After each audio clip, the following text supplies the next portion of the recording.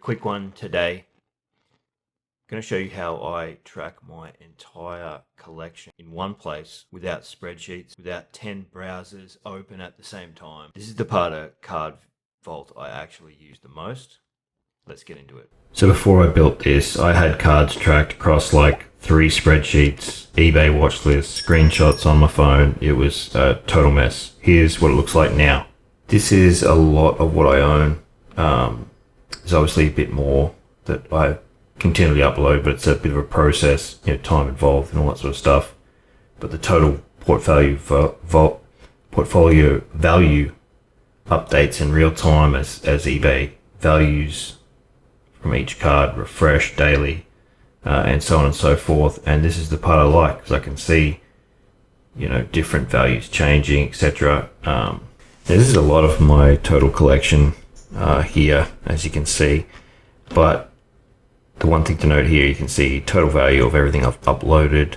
There's obviously a lot of stuff I haven't uploaded, but to get all these cards up does take time. We have put a whole lot of new tools in where you can import, export, and bring in sheets and spreadsheets and stuff like that. For those of you who do track your collections that way, you can now import and export using Google Sheets, which is pretty cool.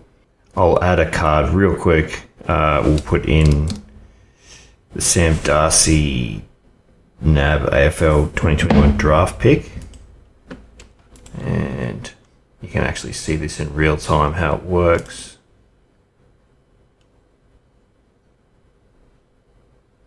And AI detects all that, and you can just click apply, and then you can come back and re-edit it. Obviously it missed the DP2, that's pretty crucial. Change the league, purchase price. This is the important part. Make sure you put your purchase prices in. Date doesn't matter too much, but just a rough idea of when you did get it, what you think the current market value is. I'm going to put 25, that's what I paid for it. Put in rookie, you can tag it and stuff like that. Just have a quick look at it. You can come back and edit all of this. It's actually select NAB AFL. So we'll change that, and then we'll go add. You can see that gets now added to my collection. Tells you the value, what the percentage is that it's grown. But let's just see.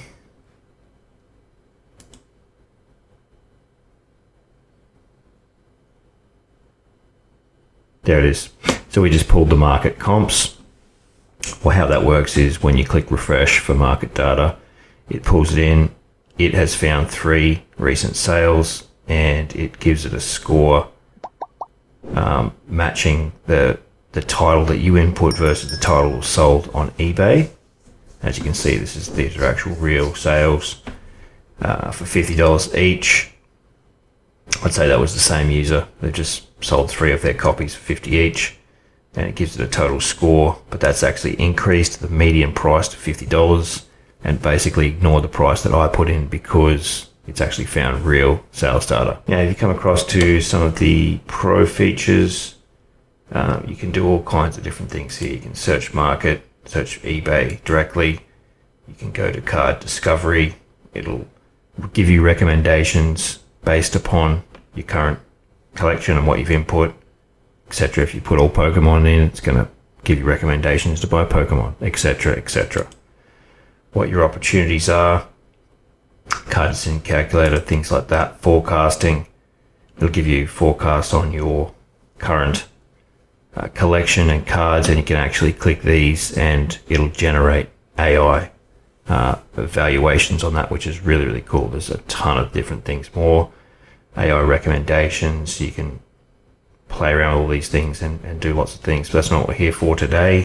I'll give you a quick rundown on insights.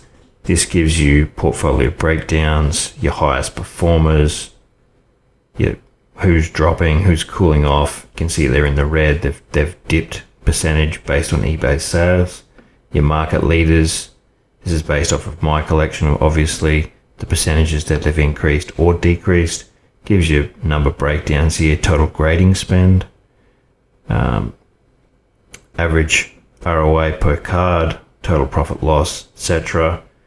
Gives you growth tracking. Shows you some charts that show you where your collection is, shows you the difference, between how much graded you've got and raw you've got. Obviously, a high percentage of mine are graded, but I do have raw as well. Tells you holding durations, average ROI by grader, portfolio diversification, value by grader, value by category, portfolio value history, and a bunch of other really cool things. It just goes on and on. But that's really it. And the whole point is, if you don't know what your collection's worth, you can't make good decisions about it. And that solves this when you've got all the data in front of you, just like that. But that's the Vault, guys. If you want early access to the Vault, drop a comment. I'm letting people in as I go. Next video, I'll show you the AM market trends feature, which is honestly the coolest part. So yeah.